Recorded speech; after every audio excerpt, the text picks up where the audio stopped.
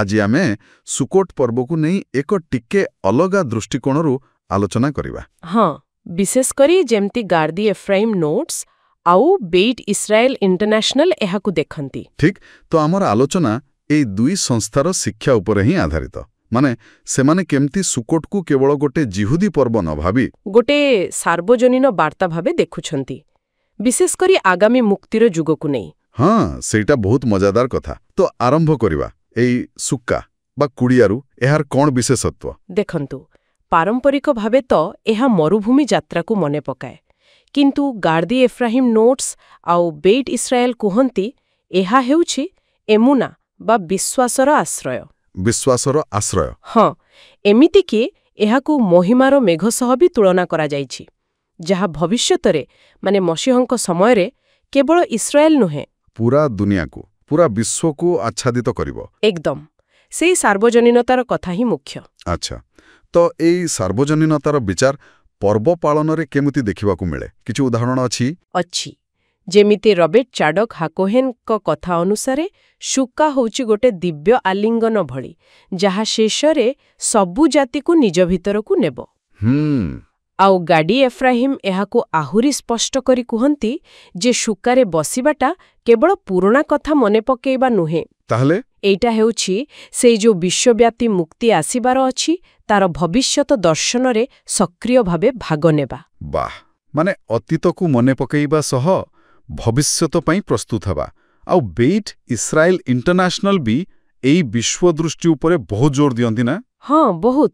सेमाने कुहंती पर्वर प्राय सबु अंशरे एई सार्वजनीनतार इशारा अछि, जेमिति उष्पिजिन। हाँ, सेई 7 जण स्वर्गीय अतिथि अब्राहम, इच्छाक, याकोब, मोशे, आहारोन, योसेफ आउ दाऊद।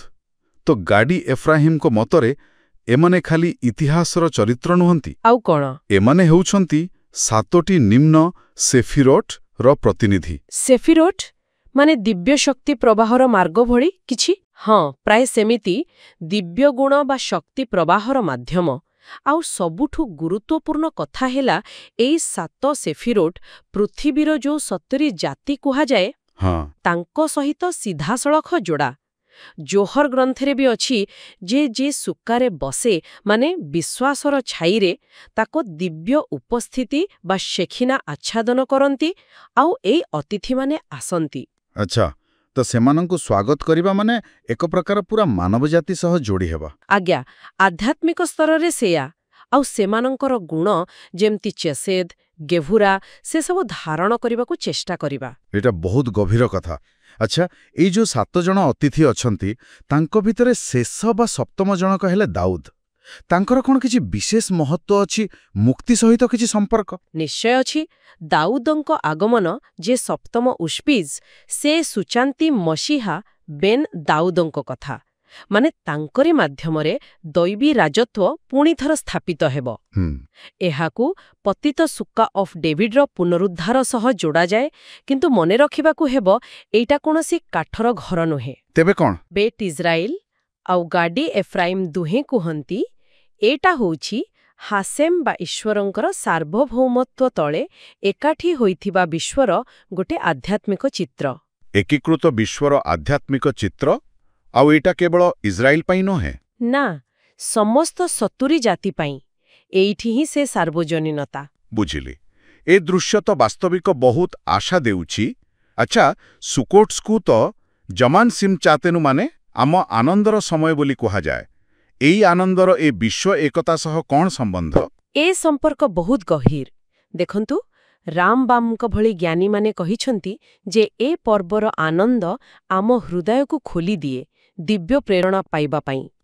आउ रेवी नाकमान तो कहिछंती जे एई आनंद ही निर्वासनर अंधार को भांगे, मुक्तिर आलुओ आणे। मुक्तिर आलुओ? हाँ, आउ गाडी एफ्राइम को दृष्टि रे एटा खाली गोटे भावना नुहे, एटा गोटे आध्यात्मिक शक्ति जहा पूरा विश्व को सेई अंतिम मुक्ति बा गेउला पई तयारी करुछि। ताहले एई आनंद ही सेई एकाठी हेबार बाट। बोधुए सेथिपाई बेत इस्राएल इंटरनेशनल ए वार्ता को सबु जाति पाखरे पहुंचेबाकू चाहुछंती, तंकर voice of the Torah podcast भଳି काम माध्यमरे।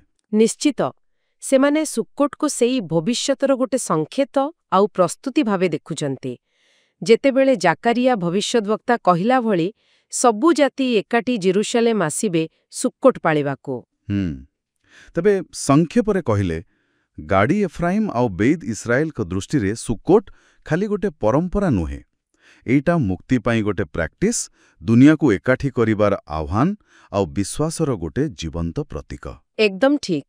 ମୁଖ୍ୟ ଶିକ୍ଷାଟି ହେଲା, ଯେତେବେଳେ ଆମେ ସୁକ୍କାରେ ବସୁଛେ, ଉସ୍ପିଜିନ୍କୁ ସ୍ୱାଗତ କରୁଛେ ଆଉ ମାନନ୍ଦରେ ଭାଗ ନେଉଛେ, ଆମେ ସମସ୍ତେ ମିଶି ସେହି ବଡ଼ ମୁକ୍ତି ପ୍ରକ୍ରିୟାରେ ଅଂଶୀଦାର ହେଉଛୁ। ଏଇଟା ବାସ୍ତବରେ ବହୁତ ଶକ୍ତିଶାଳୀ କଥା। ତବେ ଶେଷରେ ଗୋଟେ ପ୍ରଶ୍ନ ମନକୁ ଆସୁଛି, ଆମେ ସମସ୍ତେ ନିଜ ନିଜ ଜୀବନରେ ସୁକ୍କୋଟର ଏଇ ଯୋଉ ଏକତା ଆଉ ବିଶ୍ୱାସର ବାର୍ତ୍ତା ଅଛି, ତାକୁ କେମିତି ପ୍ରତିଫଳିତ କରିପାରିବା, ଯାହା କେବଳ ନିଜ ସମାଜ ଭିତରେ ନୁହେଁ, ପୁରା ମାନବ ଜାତି ଭିତରେ ଗୋଟିଏ ସମ୍ପର୍କର ପୋଲ ତିଆରି କରିବ। ଏଇଟା ବୋଧେ ଆମ ସମସ୍ତଙ୍କ ପାଇଁ ଚିନ୍ତା କରିବାର